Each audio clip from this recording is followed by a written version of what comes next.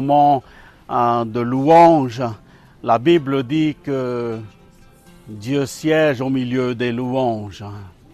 Alléluia. Et je crois de tout mon cœur que vraiment Dieu est au milieu de nous ce matin.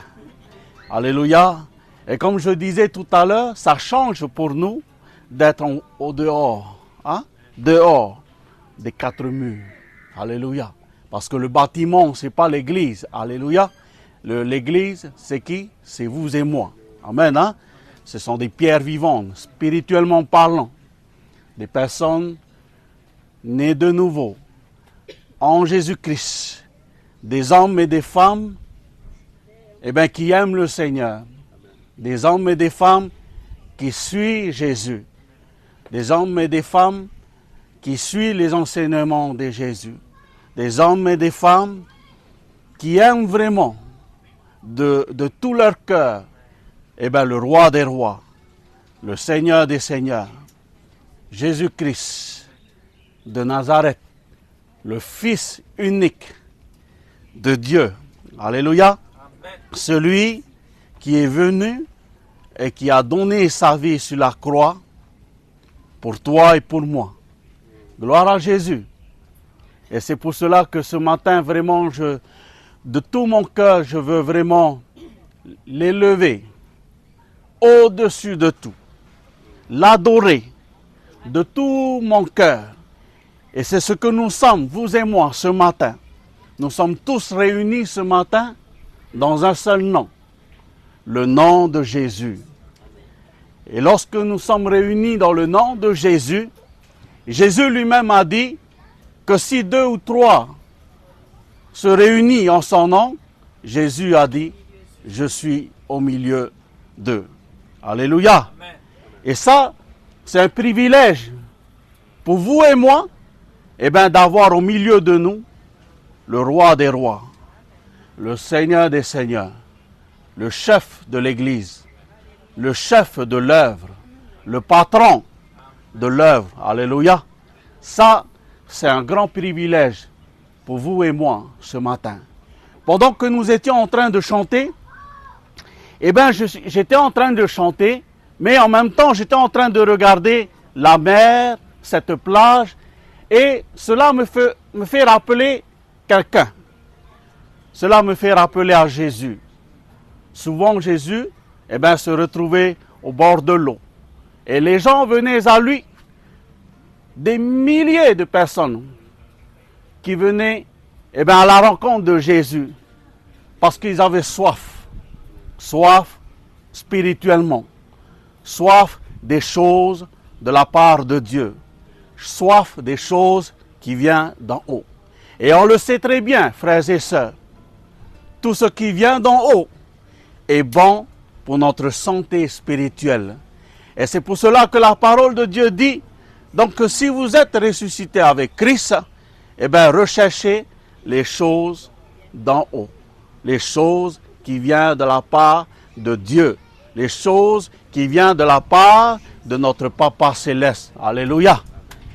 C'est pour ça que quand je regarde là, c'est comme au temps de Jésus, quand il était au bord de l'eau. Nous, vous et moi, on est là, au bord de l'eau. On n'est pas loin de la mer. Merci Seigneur pour cet bel endroit. Alléluia. Gloire à Dieu. Et je dirais même que c'est le Seigneur lui-même qui a prévu cet endroit pour nous, afin que nous puissions nous réunir ici dans ce lieu en famille. Alléluia. Est-ce qu'on est en famille ce matin? Amen. Amen. Vous n'êtes pas trop sûr, Si, On est en famille ce matin. Alléluia. La famille de Dieu. Gloire à Jésus. Et je bénis vraiment cette famille dans le nom puissant de Jésus. Alors ce matin, le message que j'aimerais partager avec vous ce matin, bien sûr c'est dans la Bible, mais le titre, le thème du message que j'aimerais partager avec vous ce matin, c'est le mystère de Noël. Il n'y a pas très longtemps, on a terminé 25, là on a dépassé le 25 décembre. Le 25 décembre, la date du 25, on a l'habitude, vous et moi, nous tous, je crois, dans le monde entier, On a tous cette habitude, le 25 décembre, eh bien, on va célébrer ce jour-là. Certains vont pouvoir offrir des cadeaux aux enfants, également aux familles. Oh, combien j'aime les cadeaux. Est-ce que vous aimez les cadeaux? Alléluia. Alléluia. Eh bien, certains parmi nous, on a cette habitude. Le 25, on offre les cadeaux. Avant le 25, on va au magasin, on dépense au magasin, on achète des cadeaux. Hein? On achète des cadeaux pour un tel, pour l'autre, pour l'autre. Pourquoi? Parce que c'est le cœur. Amen. Parce qu'on aime cette personne-là. On veut vraiment le faire plaisir. Amen. On veut vraiment le bénir au travers du cadeau que nous allons lui offrir. Hein? Et ça, c'est extraordinaire. Frères et sœurs, quand on parle du cadeau, et surtout lorsqu'on offre le 25 décembre, mais une chose que j'aimerais rappeler à l'église que nous sommes aujourd'hui. Le 25 décembre, bien souvent, lorsque j'étais petit, lorsque j'étais jeune, bien sûr, je suis encore jeune aujourd'hui, mais on nous a toujours dit, on nous a toujours expliqué que le 25 décembre, ça c'est la date de naissance de Jésus. Et ça c'est ancré dans notre cerveau. Mais pour nous aujourd'hui, en tant que peuple de Dieu, en tant qu'Église de Jésus, le 25 décembre, on le sait très bien que ce n'est pas la date de naissance de Jésus. Mais le 25 décembre, cela peut nous amener à chacun d'entre nous à nous rappeler justement de la naissance d'une personne extraordinaire. Alléluia. Pourquoi le titre de notre message ce matin, le mystère de Noël? Le mystère de Noël, pourquoi? Parce que derrière ce mot-là, il y a eu quelque chose extraordinaire qui s'est passé dans ce monde actuel. Amen. Quand on regarde le mot Noël, si nous allons décortiquer ce mot, vous-même, nous-mêmes, humainement, si nous allons décortiquer ce mot en deux parties, Noël, non, ça veut dire non. Elle, ça veut dire Dieu. Non à Dieu. Sans Dieu. Mais quand on regarde bien vraiment en profondeur, la signification du mot Noël vient du latin qui veut dire natalis, naissance, qui signifie naissance, jour de naissance. Et quand on parle de la naissance, quand on cite ce mot-là, naissance, et cela nous rappelle à chacun d'entre nous, eh bien, la naissance d'une personne, la naissance de Jésus. Alléluia. La naissance de Jésus-Christ. Alors, j'aimerais, si vous avez vos Bibles, vos Bibles ce matin. Alléluia. Alors, donc, si vous avez vos Bibles, eh bien, j'aimerais vous proposer, vous inviter à ouvrir vos Bibles ce matin avec moi dans l'Ancien Testament. Est-ce que vous pouvez lever vos Bibles ce matin avec moi? Levons. Oh my God. Levez vos Bibles avec moi ce matin. Dites avec moi que ce livre que je tiens dans ma main, c'est la parole de Dieu. Alléluia. Elle me parle d'un sauveur. Elle me parle de Jésus. Elle me parle de l'amour de Dieu. Ce livre que je tiens dans ma main, c'est la parole inspirée de Dieu. Alléluia. Comme Paul a dit à Timothée, toute écriture est inspirée de Dieu, utile pour enseigner et pour convaincre. Alléluia. Béni soit l'Éternel. Amen. Vous pouvez poser vos Bibles. Alléluia. Donc, je disais tout à l'heure, on parle de la naissance de Jésus. Alors, on va dans l'Ancien Testament, je vous propose une lecture dans le livre du prophète Ésaïe. Ésaïe se trouve dans l'Ancien Testament. Ne cherchez pas dans le Nouveau Testament. Right? Ésaïe chapitre 9. Et nous lisons le verset 5. Gloire à Jésus. Est-ce que vous allez bien? Est-ce que derrière, ça va? Alléluia. Si vous voyez quelqu'un à côté de vous qui commence à s'endormir, donnez-lui un coup de coude et dis-lui reste connecté ce matin. Alléluia. Alors, Ésaïe chapitre 9, et nous lisons le verset 5. Alléluia. Gloire à Jésus. Voilà, on va lire ensemble, hein, le verset 5. Allez, 1, 2 et 3. Car un enfant nous est né, un fils nous est donné, et la domination repose sur son épaule. On l'appellera admirable, conseiller, Dieu puissant, Père éternel et Prince de la paix. Amen et Amen. Alléluia. On voit ici, dans le verset que nous venons de lire, vous et moi, on parle de la naissance d'un enfant. Mais lorsqu'on regarde le contexte,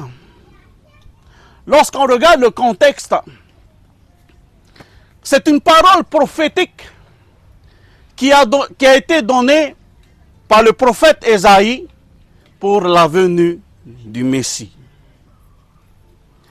La plupart des certains prophètes dans l'Ancien Testament ont prophétisé pour la venue du Messie dans ce monde. Mais il y a un problème. Le problème, c'est quoi? Le problème, c'est que le peuple d'Israël, les Juifs, ne savaient pas comment le Messie allait venir. Ils savent que le Messie doit venir, mais ils ne savent pas comment le Messie va venir dans ce monde. Comment? Hein? Mais quand on regarde ici dans la parole de Dieu, venez avec moi, toujours dans le livre du prophète Ésaïe, le chapitre 7 et le verset 14. Il est dit ceci. Ça va? Ah. Ésaïe chapitre 7, le verset 14. Il est dit ceci. C'est pourquoi le Seigneur lui-même vous donnera un signe. Voici, la jeune femme deviendra enceinte. Elle enfantera un fils et elle lui donnera le nom d'Emmanuel. Amen. Hein? Là, on peut voir ici, dans ce verset, même aussi dans le verset que nous venons de lire, vous et moi, que le Messie va venir, va arriver dans ce monde au travers d'un enfant. Hein? Donc, le verset, ici dans le verset déjà, le verset 14, il nous est dit que la jeune fille deviendra enceinte, elle enfantera un fils et elle lui donnera le nom d'Emmanuel. Quand on voit ici cette jeune fille, nous le savons très bien, on parle de Marie. Marie qui était vierge, vous savez c'est quoi vierge? Hein? C'est quelqu'un qui n'a pas connu d'homme. Okay? Donc, c'est une parole prophétique qui a été déjà donnée dans l'Ancien Testament. Il y a combien d'années derrière, on n'était pas encore né. Et donc, ces paroles ont été données, hein, ont été annoncées par des prophètes. Mais, je dirais même aussi qu'au travers de ces récits que nous venons de lire, c'est une bonne nouvelle pour l'humanité tout entière. Ça, c'est une bonne nouvelle. On voit ici, dans cette parole prophétique, il est annoncé la venue du Messie dans ce monde. Et ça, c'est extraordinaire pour chacune d'entre nous de savoir que au travers de cette période de célébration de Noël, cela va nous amener à chacun d'entre nous à savoir que oui, nous avons, vous et moi, l'habitude d'offrir des cadeaux pour nos familles, pour nos bien-aimés en Christ, pour nos enfants. Mais au travers de cet événement aussi, cela nous amène aussi à comprendre que un cadeau aussi nous est offert. Le plus beau des cadeaux qui nous est offert à chacun, à chacune d'entre nous. Non pas simplement ceux qui sont ici, mais à ceux aussi qui sont par là-bas aussi. Alléluia. Au monde entier. Et ce plus beau cadeau qui nous est offert, eh bien, c'est la personne de Jésus. Alléluia. Alléluia. Rappelez-vous, dans l'évangile de Jean chapitre 3 et le verset 16, cette parole que nous connaissons très bien, et combien j'aime cette parole. Souvent, nos vieux ont l'habitude de pouvoir, réciter ce verset par cœur. Hein? Cette parole qui dit, car Dieu a tant aimé le monde. Et dans ce monde, il y a qui? Il y a vous et moi. Alléluia. On est dans ce monde, on vit dans ce monde. Mais la différence, c'est qu'on ne fait plus partie du monde, des choses de ce monde. Vous comprenez? Understand? Alléluia. On vit dans ce monde, mais on n'est plus du monde. Alléluia. Et ce beau cadeau, spirituellement parlant, c'est Jésus. Yahushua. Alléluia. Qui est donné pour chacun et chacune d'entre nous. Pour l'humanité tout entière. Pourquoi? Dans quel but?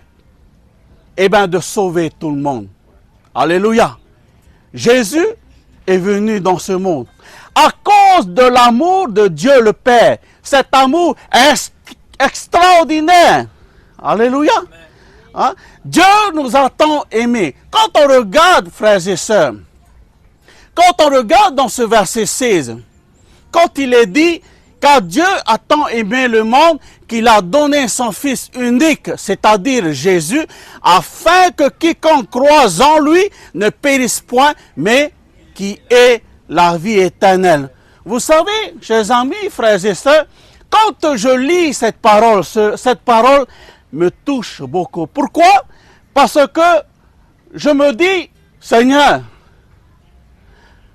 malgré tout, malgré mes défauts, malgré ma méchanceté, malgré mes fautes, malgré mon péché, et pourtant, tu m'as aimé tel que je suis. Alléluia. Voyez, l'amour de Dieu est incomparable. Alléluia. L'amour de Dieu, elle est grandiose. Alléluia. L'amour de Dieu, elle n'est pas simplement réservée pour un petit groupe de personnes qui se retrouvent dans un bâtiment. Alléluia. L'amour de Dieu, elle est pour tout le monde. Le pourquoi il dit, car Dieu a tant aimé le monde. Alléluia. Amen. À savoir que dans le monde actuel, il y a vous et moi. Tout le monde vit dans ce monde actuel. Et Paul va rappeler au travers de ses épîtres, lorsqu'il va rappeler justement aux chrétiens qui sont à Rome, que dans le monde entier, tous ont péché et sont privés de la gloire de Dieu. Et il faut régler ce problème. Amen. Il faut régler ce problème pour éviter d'aller dans les temps de feu, comme nous avons l'habitude de dire, en enfer. Amen. Mais ce problème, le péché, c'est spirituel, c'est une maladie spirituelle. C'est ça qui nous retient en bas. Amen. C'est ça qui va nous empêcher, vous et moi, à entrer dans le ciel. Mais j'aimerais vous dire que par rapport à cette situation-là, on peut aller voir les médecins que nous avons dans nos hôpitaux.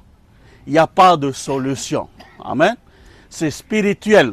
Il n'y a pas de solution. Il n'y a pas de médicaments parmi les hommes pour pouvoir soigner cette maladie. Mais la seule solution, spirituellement parlant, c'est Jésus-Christ lui-même. Alléluia. Alléluia. Le pourquoi que Jésus, quand il est venu dans ce monde, quand il est venu dans ce monde, Il est venu pour accomplir la volonté du Père. Alléluia. Il est venu dans ce monde, amen. Il n'est pas venu dans ce monde pour faire le beau, mais il est venu dans ce monde pour accomplir la volonté du Père. Et la Bible dit qu'il a été sur la croix du Calvaire. La Bible dit qu'il a donné sa vie sur la croix du Calvaire. Alléluia. Afin que toi et moi, nous soyons sauvés. Alléluia. Pour que nos péchés soient effacés, soient pardonnés au travers du sacrifice de Jésus sur la croix du Calvaire. Est-ce que tout le monde peut dire Alléluia et Amen? Amen. Alléluia. Voilà le plus beau des cadeaux qui nous est offert à chacun et chacune d'entre nous, voire même aussi à l'humanité aussi. C'est la personne de Jésus. Que dire de plus? Merci, Papa, pour ton Fils, Jésus. Vous savez, lorsque je lis la parole de Dieu, eh bien, Paul va dire ceci, car Dieu était en Christ, réconciliant le monde avec lui-même. Alléluia. Alléluia. Ça, c'est la bonne nouvelle. Vous vous rappelez, lorsque Jésus lui-même va dire à ses disciples, allez partout le monde entier et annoncer la bonne nouvelle à toute la création. Voyez la bonne nouvelle? Cette bonne nouvelle, c'est de savoir que, oui, Jésus a été crucifié sur cette croix, mais il n'est pas resté sur cette croix. Oui, le corps de Christ a été emmené dans le tombeau, mais dans le tombeau, il n'y a plus le corps de Christ. Alléluia. La Bible dit que 3 jours après, eh bien, Jésus, il est ressuscité d'entre les morts. Alléluia. Il est ressuscité d'entre les morts et il siège où? À gauche ou à droite? À droite du Père. Et il intercède pour chacun et chacune d'entre nous. Extraordinaire, non? Alléluia. Gloire à Dieu. Merci Seigneur. Ça, c'est une bonne nouvelle.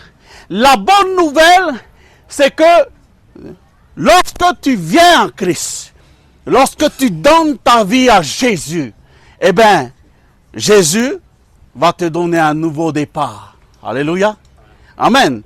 Il va faire le nettoyage dans ta vie et te donne un nouveau départ avec lui. C'est ça qui est extraordinaire avec Jésus. Amen. Il va te donner un nouveau départ avec lui. Amen. Une nouvelle histoire avec Jésus. Alléluia. Qui aime vivre une nouvelle histoire avec Jésus. Alléluia. Je crois que chacun d'entre nous, nous sommes heureux. Amen. De vivre une nouvelle histoire, une nouvelle page bien blanche avec Jésus. Amen. Lorsqu'on regarde dans la parole de Dieu, bien-aimé, toutes ces personnes, que ce soit dans l'Ancien Testament, que ce soit dans le Nouveau Testament, l'Ancien et le Nouveau Testament, toutes ces personnes ont vécu leur histoire, leur expérience avec Dieu lui-même. Tout ce que Dieu a accompli, des choses extraordinaires dans leur vie. Eh bien, aujourd'hui, c'est ton histoire que tu écris avec Dieu. Aujourd'hui. Alléluia. Et si je te parle comme ça, eh bien, permets-moi de te poser la question. Quelle est ton histoire avec Dieu? Qu'est-ce que Dieu a fait dans ta vie? Quel est le miracle que Dieu a fait dans ta vie? Je crois de tout mon cœur que Dieu a accompli un miracle extraordinaire dans la vie de chacun d'entre nous ce matin. Alléluia. Et moi, j'aime dire ceci. Le plus beau des miracles que Dieu peut accomplir dans la vie d'une personne, vous savez c'est quoi? C'est lorsque cette personne devient née de nouveau. C'est quand il y a un changement dans la vie de cette personne-là. C'est lorsque cette personne est née de nouveau en Jésus-Christ. Ça, c'est extraordinaire. Alléluia.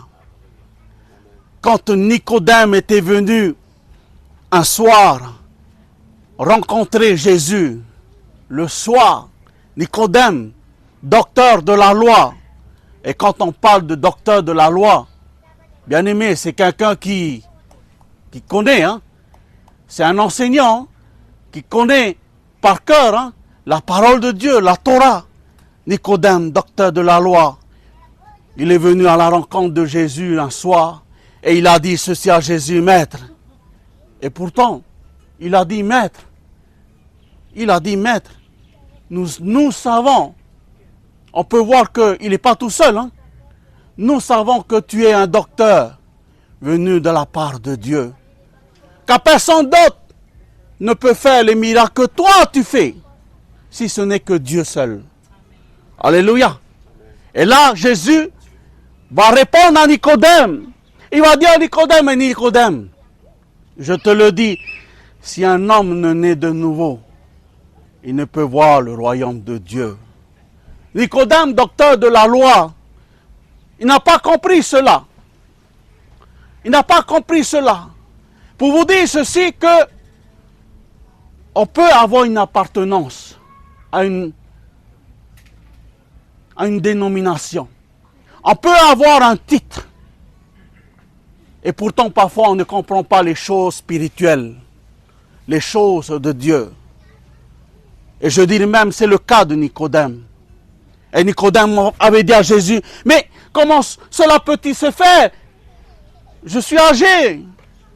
Est-ce qu'il faut que je rentre à nouveau dans le sein de ma maman et de pouvoir renaître encore de nouveau? Il n'a pas compris spirituellement. Mais Jésus va lui dire, si un homme ne naît d'eau et d'esprit, il ne peut entrer dans le royaume de Dieu. Alléluia. L'eau, c'est l'image de la parole de Dieu.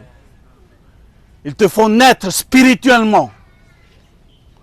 Et c'est ça, c'est pour cela que je dis que c'est ça le plus beau des miracles que Jésus peut accomplir dans la vie d'un être humain. Oui, la guérison. Oui, Jésus peut guérir quelqu'un qui est malade, quelqu'un qui a un cancer. Oui, Jésus peut guérir. Rien n'est impossible à Jésus. Alléluia.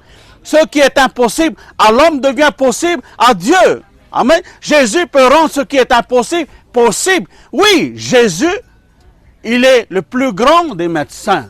Alléluia. Merci Seigneur pour nos médecins dans notre pays. Alléluia. Gloire à Dieu pour nos médecins dans notre pays. Mais, chose que nous ne devons pas oublier, que Jésus, il est le plus grand des médecins. Alléluia. Quand nos médecins dans nos hôpitaux n'ont plus de solution, ils vont te dire, il te reste une semaine, il te reste 2 semaines, il te reste 1 mois. Mais Jésus n'a pas encore dit le dernier mot. Dieu n'a pas encore dit le dernier mot. Le dernier mot, c'est Dieu qui donne le dernier mot. Tant que Dieu n'a pas donné encore le dernier mot, il y a encore de l'espoir. Alléluia. Il y a encore de l'espoir. Gloire à Jésus. Et c'est pour cela que ce matin, je veux vous dire ceci. Noël, pour nous, c'est Emmanuel. On lui donnera le nom d'Emmanuel, ce qui signifie Dieu avec nous. Dieu avec nous. Mon frère, ma soeur, fais en sorte à ce que Dieu soit toujours dans ta vie. Et je le dis pour moi-même aussi. Que Dieu soit toujours dans notre vie, tous les jours de notre vie. Lorsque Dieu est en nous, on vit selon sa volonté. On ne vit plus selon notre volonté. Si on fait de Jésus notre roi, c'est qui gouverne? C'est plus nous qui gouverne, c'est Jésus qui gouverne. Parce qu'il est le roi. Alléluia. Il est le roi des rois. C'est lui qui va gouverner alors notre vie. Amen. C'est plus nous qui va conduire notre vie. D'une manière de dire les choses. Mais c'est Jésus. Le jour où nous avons remis notre vie entre les mains de Jésus, eh bien c'est Jésus qui conduit notre vie. Alléluia. Alléluia. Et que chacun d'entre nous, nous puissions dire Jésus, non pas ce que je veux, mais ce que toi tu veux. Amen. Dans nos projets, Seigneur, toi, qu'est-ce que tu en penses? Dis-nous ce que tu veux. Est-ce que comme ci, comme ça, quelle est ta direction dans nos projets? Quelle est ta direction dans notre vie? Il est bon toujours pour nous de toujours vivre et de marcher selon la direction de Jésus. N'oublions pas, Jésus, il est le chemin, la vérité et la vie. Alléluia. Gloire à Dieu. Et merci Seigneur pour ce privilège que nous avons, vous et moi, d'être en Christ, d'être en Jésus. Noël pour nous, c'est Emmanuel. Dieu avec nous. Alléluia. Le 25 décembre pour nous, nous amène à nous rappeler la naissance du roi des rois. La naissance de Jésus. Ce Jésus qui est venu dans ce monde, qui a donné sa vie sur la croix du Calvaire pour moi et pour vous, pour que nous soyons sauvés. Béni soit l'Éternel. Nos péchés ont été pardonnés à la croix par Jésus. Béni soit l'Éternel. Nous avons ce privilège maintenant de vivre une nouvelle vie en Jésus-Christ. Alléluia. Merci Seigneur. Nous sommes, vous et moi, devenus ces pierres vivantes. Le corps de Christ. Amen. On compose le corps de Christ. Amen. Hein? Là, on n'est pas deux églises, on est une église. L'église de Jésus. Le corps de Christ. Le corps de Christ. Alléluia. Le corps de Christ. Il n'y a qu'une seule tête. C'est Jésus. Jésus est la tête de l'église. Il est le boss de l'église. Il est le patron du royaume. De l'œuvre. C'est un privilège pour nous, frères et sœurs, d'être membres du corps de Christ. Amen. Si je suis la main, je ne peux pas dire aux pieds, je n'ai pas besoin de toi. Alléluia. Si l'autre, il est les yeux, il ne peut pas dire, je n'ai pas besoin des oreilles. On a besoin de chacune d'entre nous. Église, que Dieu soit élevé. Que Jésus soit béni.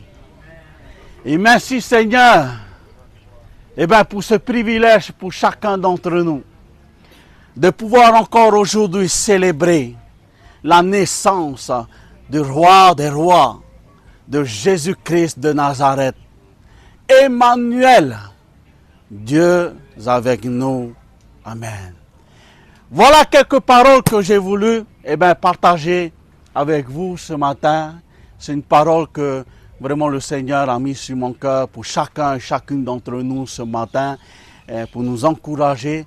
Je ne vous apprends pas quelque chose de nouveau, vous le savez très bien, je sais. C'est juste un rappel pour chacun et chacune d'entre nous ce matin.